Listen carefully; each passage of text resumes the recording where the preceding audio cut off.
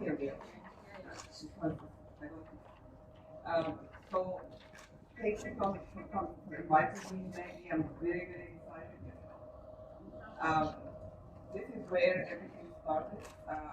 My former doctora, Samia, is the one that really encouraged the collaboration with Maggie. She's the one that said, "Take Maggie with you," and she'll be doing fine. Maggie, her kids were little at the time, and what did she do? Just give him and stayed with me. It was a wonderful start of the whole thing. Up till that time, really, CF was not very much thought of in Egypt. So we're very excited for the long journey that we've been having together. So this is, the talk I also give at some point, like I give on different parts of the world. And I know that you have a CF center here, but it's just to go over all the criteria that we follow in the U.S. so that we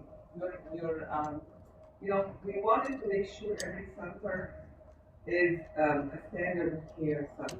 So that's why it's very important to, even if you have a good center here, we want it to be perfect. We'll go on. So, first thing is, what is a CF center? And I'm talking about the standard from the CF Foundation in the US. These criteria for the CF Center from the CF Foundation is also followed in Europe and around the world. So it's good to follow that. The guidelines for personnel time, and I know we adjust here as we go. And then an example of the University of Michigan, what we're doing there, and then challenges for our center here. So there are in the US actually now a lot more than 120 centers, because what the foundation did is that they made sure every center have adult programs as well.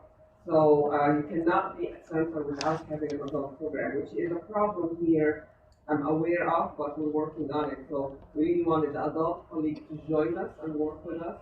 I don't know if they are working with you here, but I know in Ain Shams we're trying to get them to work with us. So it's a process.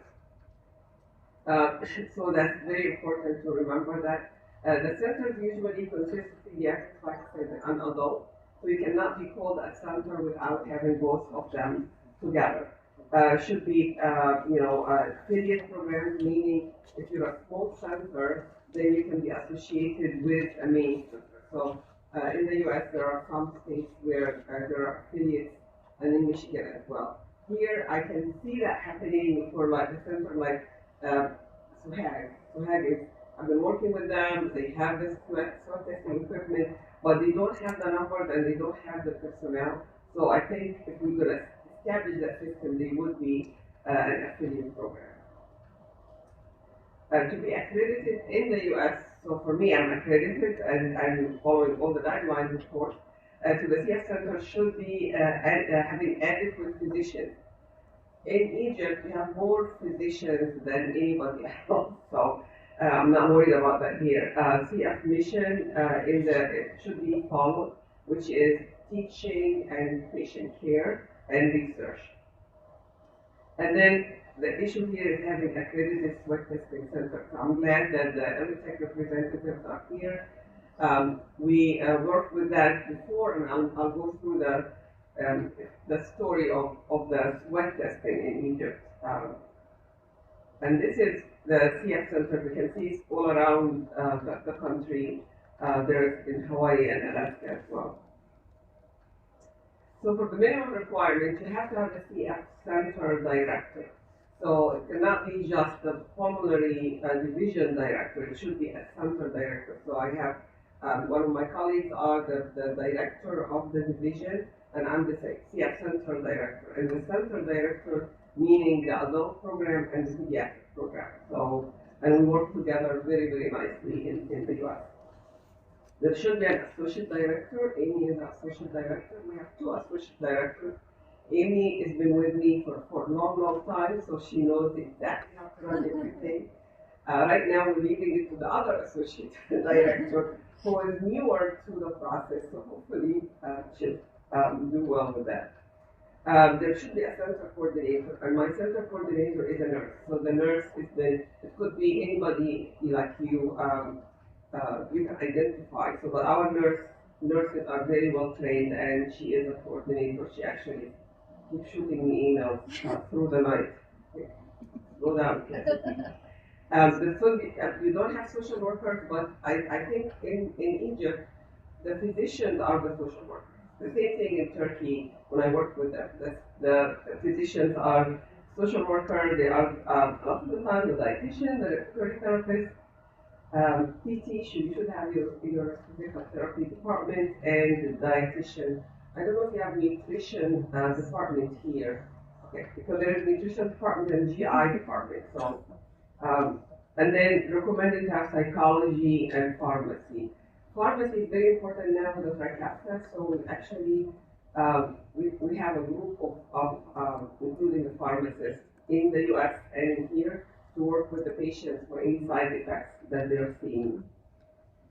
Endocrine and or GI, or we call it GIT, and IT are very important. So that, like I said, the three missions of the foundation is that patient care and quality of care, and also the importance of having CF quality of life questionnaire. There is a quality of life questionnaire in English. I've heard, well, I've seen it in a paper that the Jordanian group translated it into Arabic, but I couldn't get a hold of it. I kept trying very hard. So if anybody knows anybody in Jordan, I can forward the paper to you. But it is translated. If not, you can translate it here, and I can work with you on that. So very, very important right now, because we have a center here. We have a center in Ain Shams. They're trying to be a center. They're working on it. So there are other universities that are working on it. So it's really important to start using the quality of life questionnaire to evaluate the patient's perception. Participation in research, and the research could be clinical, basic science, or translational. Here, clinical is what we're looking for. So really important. Dr. Ramona published several articles with her team about CF and about the mutations and about things like that. And there are lots of publications coming up. I submitted 3 abstracts to the foundation to our meeting coming up in October about the work in Egypt. So there are several things going on right now, several papers going to be coming. So it's really important to always think of that, because you really want to be known around the world. You really want to make sure that CF, they know that Egypt has CF patients. Our numbers are a lot higher than a lot of the other countries. Like there are some CF patients in Kenya, we have 3. There are some in Ethiopia that like 4 or 5, and half of them died, like 6, but 3 of them died already. So we are really a country that have enough patients to be in the roadmap. So then the other one is teaching, because CF, if you don't teach, then the new generation, the younger generation, is not going to know what we're doing. So it's very, very important to involve them in the research and involvement in the work that we're doing. So this is just a rough guideline. That's going to actually change very soon, because there is a working group with the foundation. I'm part of it to see are these cells the same. Well, till now we are using them. So it's just a guideline. So we stick to it in the US, but here there has to be adjustment. This is just the map of Michigan.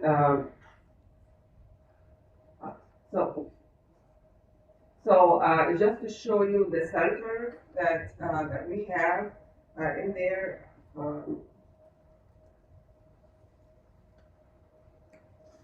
So we are right here. The Lansing now is an affiliate. So because they lost their status, actually they're not an affiliate. They're an outreach to Grand Rapids. So we only have Grand Rapids. We have Ann Arbor, and then we have Detroit.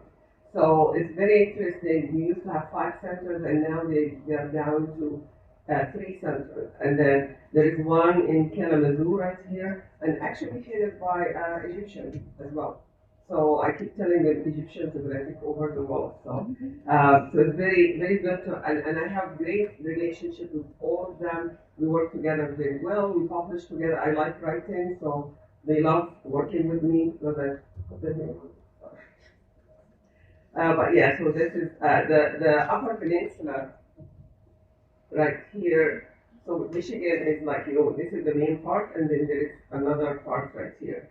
This part has a small number of CF patients, and they come all the way down to another or Grand Rapids to be seen there.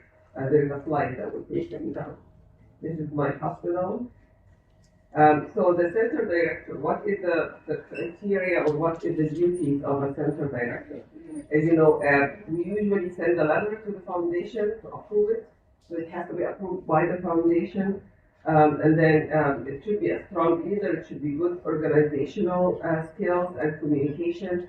You want to be like diplomatic in working with people. And then you're overseeing the work of the center day to day. I'm here, I'm emailing, like everybody emails me, so I'm very connected with them, but like I said, I trust my associate director to take over when I'm not there.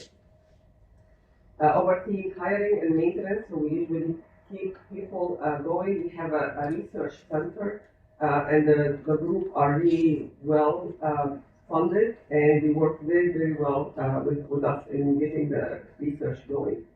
And then coordinate educational effort, ensure implementation of practice guidelines. There is lots of practice guidelines from the foundation. If you're interested, I can give you all of them because it comes and it's actually through the website. You can find it as well. And then quality improvement. We do a lot of work for quality improvement, and that's really the theme for the week here is quality improvement. So you have a center, you're doing well in general, but can we do better? And that happened in my center as well, where, okay, how do you measure if you're doing a good work or not? I was in Turkey when I was working with them a few years ago, and they thought they had a great center. And then I started explaining to them what quality improvements are. And they looked at me and they made me repeat the topic 3-4 times till they memorized. And then they start, and I looked at their data and I said, you think you're a good center, but look at your data. It's not that good. So they start working on it, and now they are world class. They're teaching people, and they're doing, and this is the goal. The goal is I want to teach here quality improvement, then you guys can teach others. So, but it's really important. This is the most focused issue that we're doing in the country right now in the U.S. This is our research, our coordinator, Kathy, the one that always keeps me busy. She's very, very good. She's actually in charge of sessions in the national meeting. Just invited me today to present about the Egyptian work that we're doing. But she's very, very good. She's also very good in computer stuff. So anytime I have a problem, I go to her. These are nurses. We have our nurses that work. So our duties in the U.S. is different than here. So we do have parents wanted letters. So the nurses do the letters, like for school, for trips. When they fly, there are lots of letters that we have for them. And then they work on adherence. How do we make sure the patients are doing their medications, and how, is there any problem with it?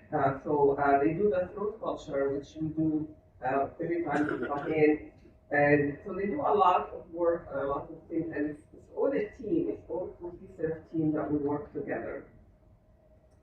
The nurses do, we also do something very, very good in the sense of to prepare for clinics. So every Monday they would have something called a huddle, which is a meeting of all the staff. I don't attend the meetings, nurses, social workers, dietitian, respiratory therapists, pharmacists, I might be forgetting some others. Psychology attend as well. And they go over the patient coming in to prepare for them. Do they need blood work? Does this patient have psychological issues and need help? Do they, parents have been difficult or parents have been great to work with? So this way everybody is on the same team. There are questionnaires that we fill, that the patients fill about depression and anxiety, which is another very important topic. they go over it to see if the psychologists need to work with them more.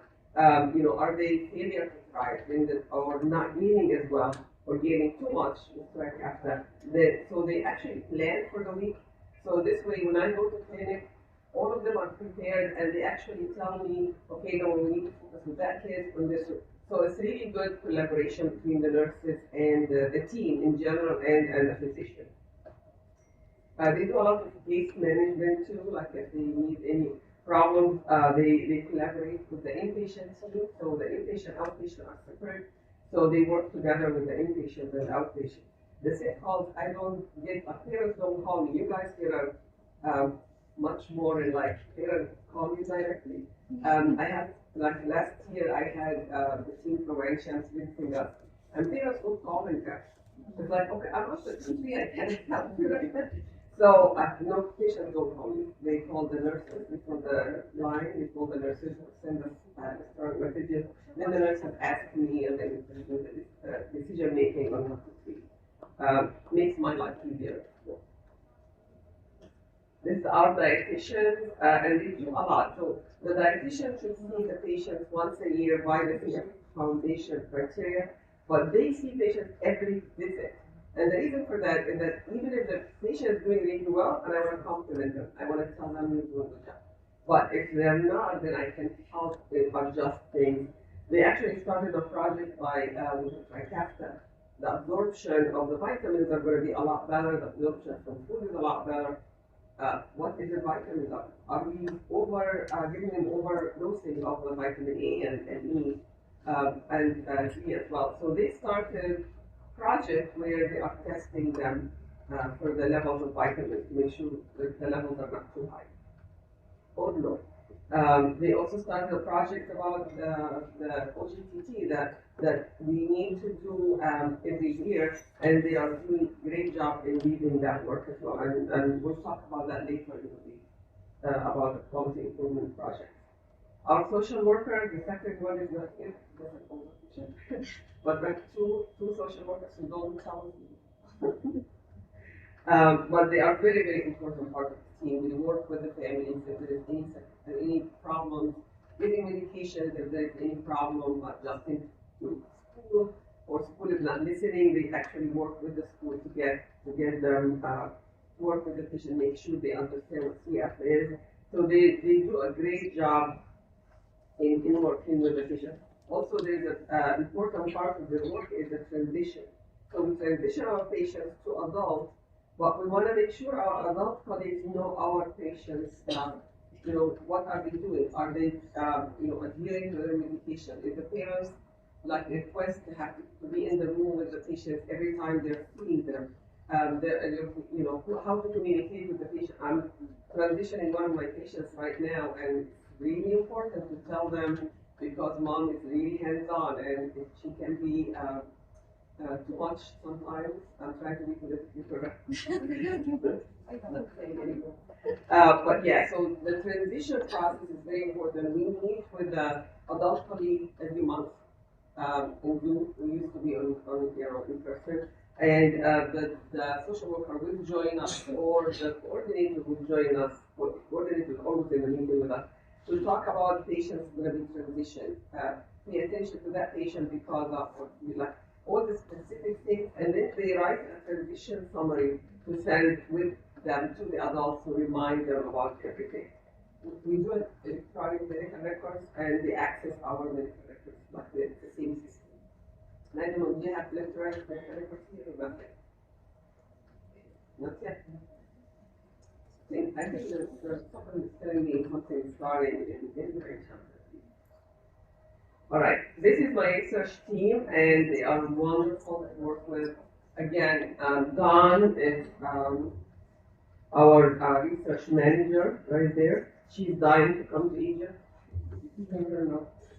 But they are doing really good job. So whenever there is a study, they look at the study, it's multi-center. They make sure to look at every criteria in the study and work with us very, very closely.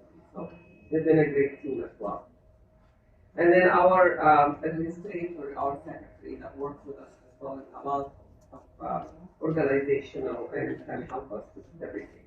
So it is good to have a team to work with, so that way it's not on the physician, and that would be great if it starts here. I know we have a great nurse here that's been with me for a long, long time. That's wonderful. So rely on them, give them duties to do, give them, make them excited about the work. So that's very important.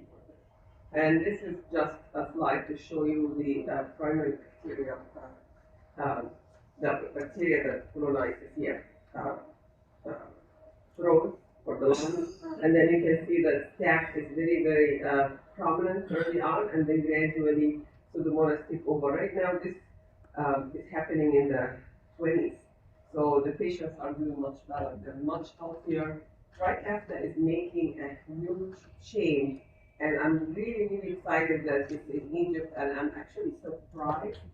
I was told by the Pulmona that we have 400 patients qualified for Trikafta. We have 80 patients up to now. It started in January, so I don't know what the delay is. So I'm here to find out the reason for the delay, because I thought everybody was going to be coming in running to get it, because it's a great drug. We are very blessed that Vertex approved us to be to do it. When they sent me the email saying we're going to include you in the donation program, I didn't know there was a donation program. It was very early. And they said, so I didn't believe them. So it took me a week to respond to them. And it's happening. So they're actually going to send a second installment right now. So very, very important. So this is, and I think you started to do that here, the infection prevention and control. Very important to separate the CF patients because they do infect each other with bacteria. So we started there I actually started in the 90s before the foundation started with one of the nurses on the floor, and we were able to reduce our infection in patients. So, right now we're doing a lot of education, not only in my clinic, but around the university. So any CF patient goes to any clinic or lab or chest X-ray, they follow the guidelines, which is you wear a mask, you wear a glove, and you wear a gown. And then patients will wear a mask. If you cannot have a glove and a gown, then give the patient to wear a mask. But we separate them. They don't sit together.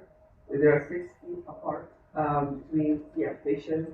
We used to have a family and patient night where all the patients will come in with their families to learn about CF stuff. Doesn't happen anymore. We only bring the parents. There could be one CF patient in attendance at the time. Nora's daughter, Emily, gave a talk at one of our functions. It was great.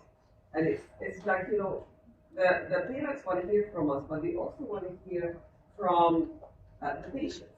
So they relate to patients. So we also have a patient that will part of it. So this year we have it in May, and one of the patients that's going to be presenting is actually been through, like, when she was little, she never listened to anything I say. The parents do, and they do her treatment. Gradually, she started to pay attention, went to college, coming by herself to clinic. Did a lot of things. Parents were forced, so she lived through that. And she's doing a great job in college. So we were invited her, and she's very gracious to accept. Hand hygiene is very important. So we wash our hands or do the corals before we go in the room and after we leave. We focus on immunization quite a bit. Especially the flu immunization and COVID as well. This is what we have in our clinic. Maybe knows that, she's been around. And again, we try to minimize time in common waiting areas, so we usually separate them. Our waiting area is big, so they can separate. But also, once they come to the clinic, we put them in rooms right away. So they are not waiting outside, and they're labeled. So the front desk that check them in knows that these kids have CF, so they give them a mask if they don't have a mask by them, and they also alert the staff to put them in rooms very quick.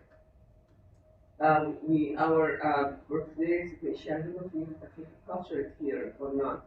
but it's much lower right now. We have maybe one or two patients that have it. And then, we give them a card, and the card say, I have CF, and please wear a gown and gloves, or let me keep my mask on. So if they go to the dentist, because we heard from two patients that they were at the dentist and they crossed each other, they kind of knew each other.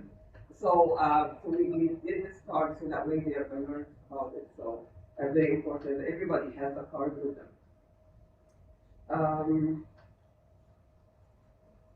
The good thing about the University of Michigan is they have it now. We have to be every year. There's the online certification for patient care or whatever. So they actually have CF as one of the modules. So for CF, what do you need to do? So and one doctor, asked me one time, well, I have only one CF patient. Why did I gown and glove? I said, well, this is only. So he actually said, we didn't want to improve it. It's one of our patients, and see how young she is, and she let mom put the mask on. So a lot of the time, parents put the mask on with the kids, so that way it's like we're all together here. So our outpatient and inpatient are the same. We have the same cabinet for the gowns. We go around in a room. You don't have to wear a mask unless you want to. So the challenges here is having adequate personnel. So in the U.S. also we have a problem with that. Like I do site visits for other centers, and a lot of the time, are they having enough dietitian? Are they having enough, respiratory therapists? So securing funding for them in Turkey, the hospital would not pay for the dietitian and for the nurses, so they have to get donations to get them to pay.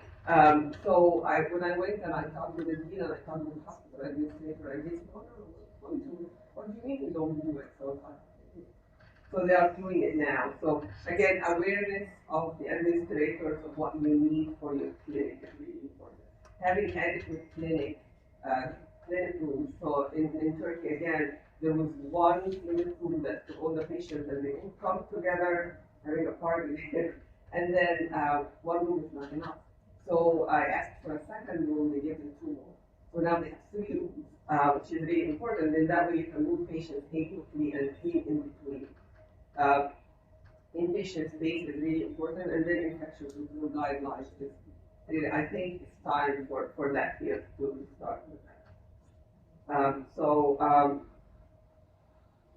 this is just summary of the treatment we have. The Discomax you guys have here, high calorie diet. Very important to make sure they're going to school and parents are going to work. We never stop them from exercises or participating in any sport. Usually, if there is a problem participating in sports, that means I have to adjust my treatment. They should have social life. We tell them not to be around another CF family, so they actually now do it virtually, which is important. So it's very important to be balanced for the CF family.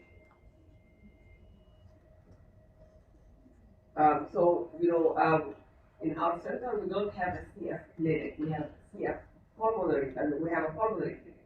And the pulmonary clinic has CF and non-CF, so asthma, pulmonary, like immune deficiency or whatever. And the idea is not to have them all coming at the same time, and then the infection control will be harder. So very important to look at your, and the idea of this talk really is to look at your structure and see how you make it better. We're not saying that it's not good, but we're saying better. And in my center, we constantly looking at how to make things better. So, some people are using the HR system. We don't do that. We just put them in.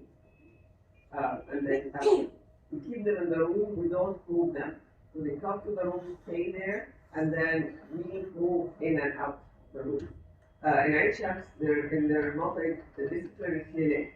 They actually move the patient. So the patient come in to the second floor, then go to the first floor to do something, and then go to the third floor to see the GI and nutrition, and then go back to second floor. So it depends on what you have and your facilities, but In my center, we just have in one room, and then we don't we just everything happens in public.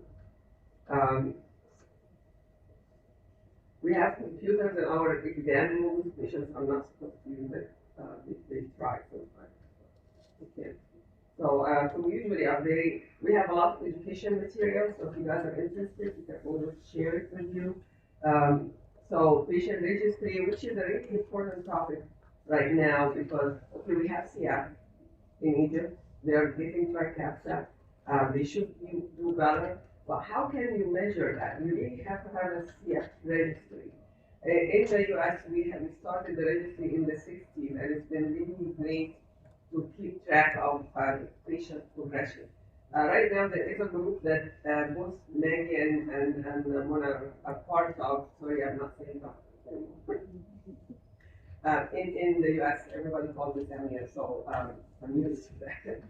So there is a group in Africa now. There is CF in Africa group, which both of them belong to, and I can include anybody that's interested.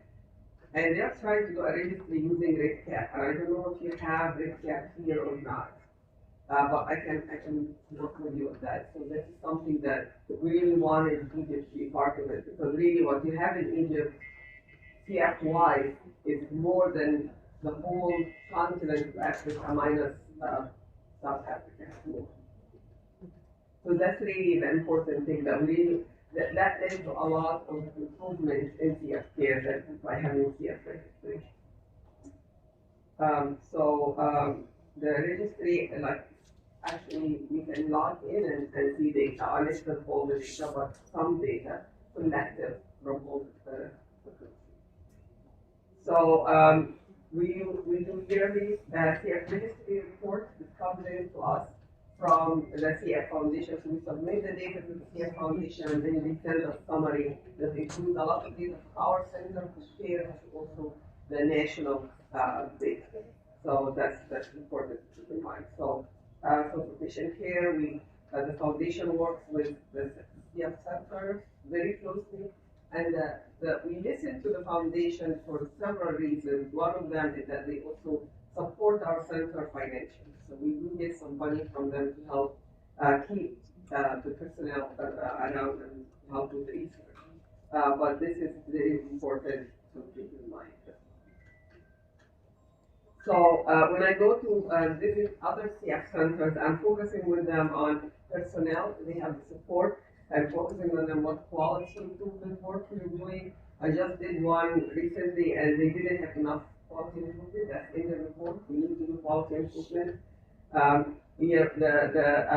care center peer review accreditation process. So any center that want to be a center, they actually apply for that. And evidence-based clinical practice guidelines. The foundation does a lot of it, and we have them all online. So if you guys are interested, I will send them to you. The recent one is new 3. And then benchmark of our best practices. So we do actually visit each other, like centers will visit each other to see how can we learn from each other. So it's very important to keep the learning going. It doesn't matter how good or not good you are. So this is just a little bit about Egypt. This is an older slide. This is before tricapsa. So we have a registry that we created, but the registry is not widely used by everyone. The numbers here are receiving is only the smaller center that we take. And that's it. This is one of my patients, and that is.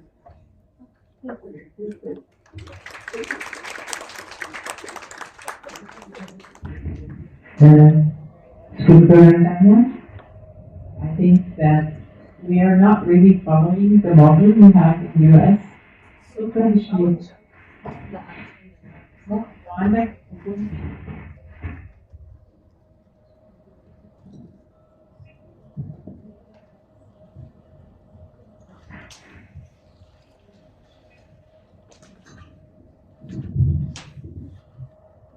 I think we don't have the exact same model you have in the US. They may be closer to the model they have in Action. It's definitely something that we can set as an example and follow some of the steps. Our hope is to have a CF center that will be suited to our system and, of course, serve our patients and help us also be able to provide this kind of service to a large number of patients or the available number of patients in the best way possible. Before moving on to the next speaker, there's one person. Oh, thank